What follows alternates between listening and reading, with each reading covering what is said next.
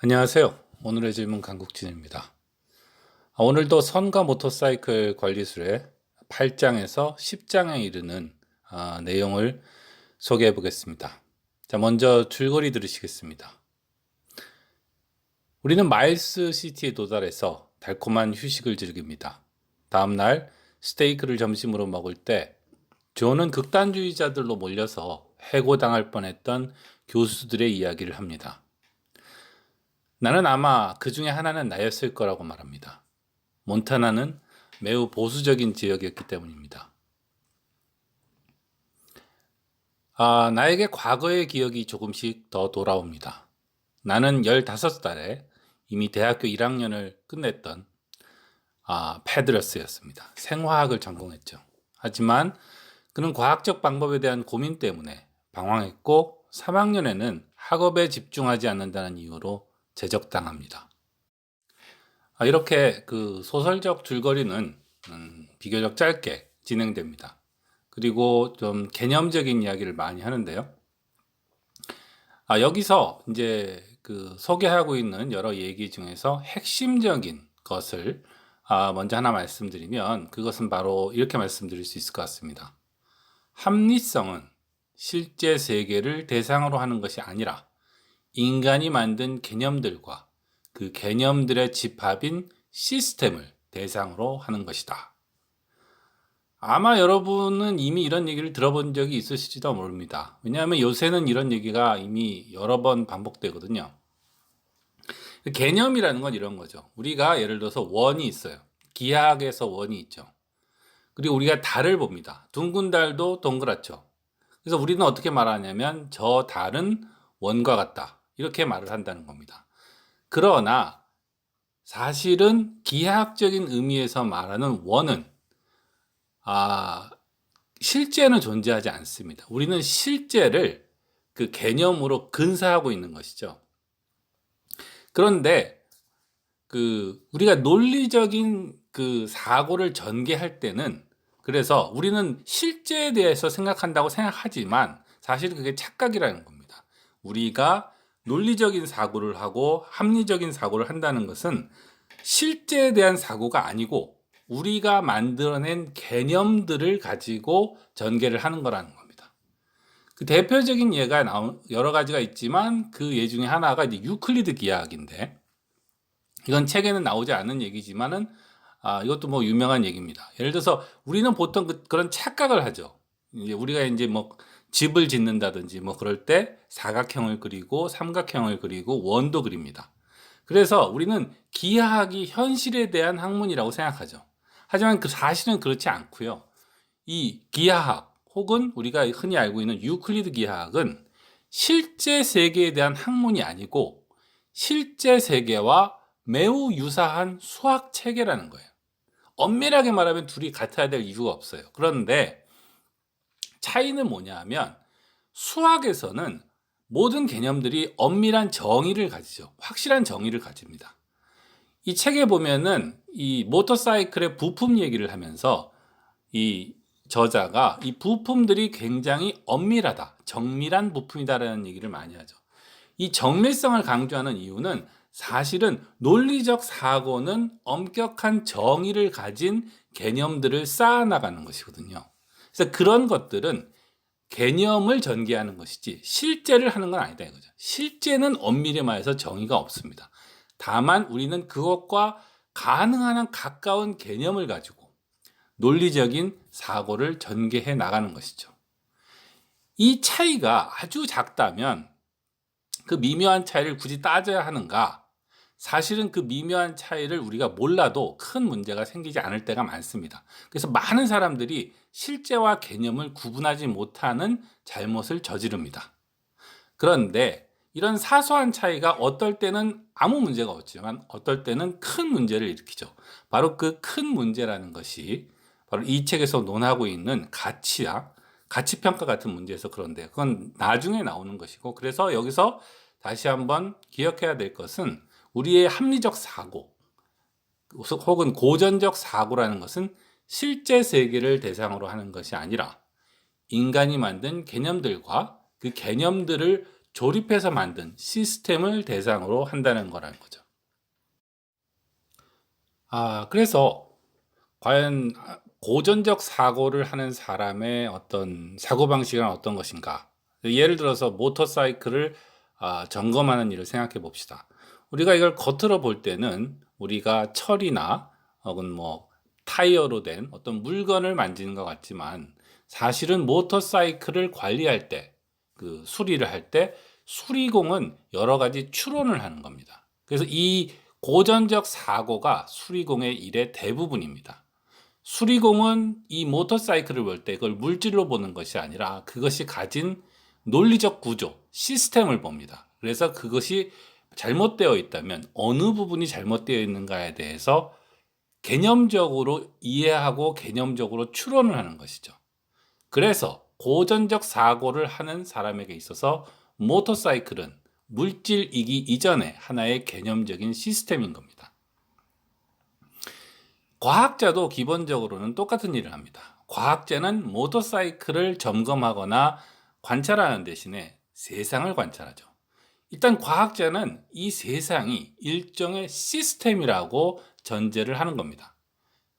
그래서 여러 가지 가설들을 세우고 그것을 테스트합니다. 검증을 해서 이 세상이 가진 논리적인 구조를 탐구하는 것이죠.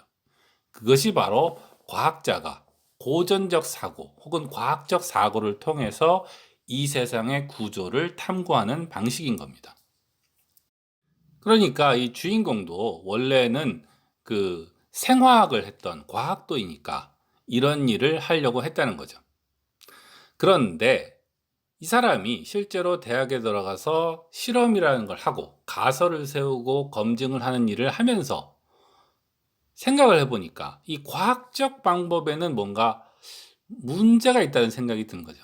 그 문제가 뭐냐 하면 바로 가설에 있었습니다. 과학적 방법이라는 것은 우리가 세상은 이렇게 돼 있을 것이라는 가설을 세우고 그 가설을 테스트를 해봐서 맞으면 과연 세상이 이렇구나라고 추론을 해나가는 과정을 반복을 하는 건데, 문제는 만약 가능한 가설의 수가 무한히 많으면 어떨까 하는 것이죠. 먼저 문제가 안 될 때를 한번 생각해 봅시다. 이 옆에 보면은 5개의 서랍이 있는 이런 가구가 있습니다. 우리가 이 서랍 중에 하나에 돌이 들어있다면 우리는 우리의 가설을 실험해 볼 수 있습니다. 어떻게 하냐면 첫 번째 서랍에 돌이 있다. 열어볼 수 있죠. 없네. 두 번째 서랍에 돌이 있다. 열어볼 수 있죠. 없네. 이런 식으로 우리는 하나하나 5개의 가설을 세워서 그때마다 일일이 서랍을 열어보고 우리의 가설이 맞나 틀리나를 보고 결국은 돌은 몇 번째 서랍에 있느냐를 찾아낼 수 있는 것이죠. 그런데 만약에 이 서랍의 숫자가 무한대로 많다면 우리가 눈을 감고 아무 서랍이나 열어가지고 그 돌이 있는 서랍에 도달할 수 없을 거다 이거죠. 그런데 실제로 무한이든 아니면 현실적으로 무한이든 세상에는 가설의 수가 무한히 많은 경우가 많습니다. 이것을 그 가설의 수가 시스템이 가진 복잡성을 생각하면 exponentially 늘어난다고 말하는데요. 그러니까 예를 들어서 실제로 무한이 아닐 수도 있지만 검증해야 될 가설의 수가 뭐 1억 개, 1000만 개 이러면은 당연히 이걸 다 실험해 볼 수 없지, 테스트해 볼 수 없겠죠. 다른 식으로 말하면 어떤 물리학자가 물리 이론을 세울 때 가능한 한 모든 물리 이론을 다 생각해 본 다음에 그걸 하나하나 다 검증해서 그 중에서 맞는 물리 이론을 찾는 게 아니라는 겁니다. 그래서 유명한 아인슈타인은 자기에 대해서 말할 때 자기는 코가 좋다 이런 말을 많이 했어요. 답에 대한 냄새를 맡는 코가 좋다. 그러니까 다시 말해서 모든 가설을 다 검증하는 게 아니라 이상하게 아인슈타인은 그 가설에 대한 검증을 하기 전에도 이걸 테스트해 봐야 돼 라고 하면 그게 답인 경우가 많다는 거죠. 그래서 아인슈타인은 이 과학자가 가지는 가설의 문제에 대해서 이렇게 답을 합니다. 과학자는 직관과 문제에 대한 공감 능력을 통해서 답을 찾아낸다. 답이라는 건 결국 올바른 가설, 우리가 테스트해 볼 만한 가치가 있는 가설을 찾아낸다는 거죠. 그런데 바로 이게 문제였던 겁니다. 페드러스가 듣기에는, 즉 저자가 듣기에는 직관이라든가 공각 능력 같은 거는 과학이 아닌 것 같은 거죠. 과학적 방법론을 방금까지 말하고 있었는데 갑자기 과학이 아닌 뭔가 사기를 치는 것처럼 나도 몰라 그냥 저절로 답을 알게 됐어, 이렇게 말해버리면 이게 과학적 방법론일 수가 있는가 하는 거죠. 그래서 이 페드러스는 이 과학적 방법론에 대해서 고민을 하게 됩니다. 여기서 두 가지를 지적하고 오늘의 이야기를 끝내겠습니다. 첫 번째는 이제까지 얘기한 것은 어떤 특정한 과학적 논리에 대한 문제가 아니라 합리성, 과학적 논리적 사고 그 자체가 가지는 문제가 있다는 거고요. 두 번째는 이 문제는 단순히 어떤 과학을 전공하려고 하는 사람들의 문제가 아니라는 겁니다. 왜냐하면 우리 사회가 가진 많은 시스템이 있습니다. 예를 들어서 그 정부도 일종의 시스템이죠. 공장도 시스템이고 어떤 학교도 시스템이죠. 그러니까 모든 시스템은, 인간이 만든 모든 시스템은 다 논리적 사고에 기초합니다. 그러니까 우리는 과학적 사고를 통해서 그런 시스템을 만들었거든요. 근데 합리성 그 자체가 문제가 있으면 그 모든 시스템이 다 근거에 있어서 문제가 있을 수 있다라는 상황이 되는 것이죠. 바로 그렇기 때문에 이 페드러스는 이것이 과학의 문제일 뿐만 아니라 현대사회 전체가 가진 문제로 아주 시급히 해결하지 않으면 안 되는 문제라고 느낀 겁니다. 이것도 책에는 안 나오는 거지만 좀 최근의 일들에 빗대어 같은 얘기를 해보자면 우리가 느끼는 게 이런 게 있어요. 예를 들면 이 책이 써졌을 때는 벌써 몇십 년 됐죠. 그렇지만 예를 들어서 이 책 그게 아니라 한 100년이나 200년 전에 비하면 지금은 굉장히 기술이 발달했습니다. 뭐 인터넷도 있고 그다음에 그 핸드폰 같은 것도 있지 않습니까? 그리고 언론도 많이 발달했고. 그런데 우리 주변을 돌아보면은 뭔가 정치가 엉망이 되는 것 같아요. 그리고 가짜 뉴스도 굉장히 많아요. 옛날 같으면 이 기술이 발달하면 가짜 뉴스가 점점 없어져야 될 것 같은데 오히려 가짜 뉴스가 점점 더 많아지고 세상이 좀 합리적으로 둬야 될 것 같은데 세상이 오히려 더 이상하게 미신 같은 거에 막 흔들리고 그러는 것 같단 말이죠. 이것이 왜 그런가 하면 우리는 보통 여기서 말했듯이 과학적 사고 자체가 가지는 문제가 있는 거예요.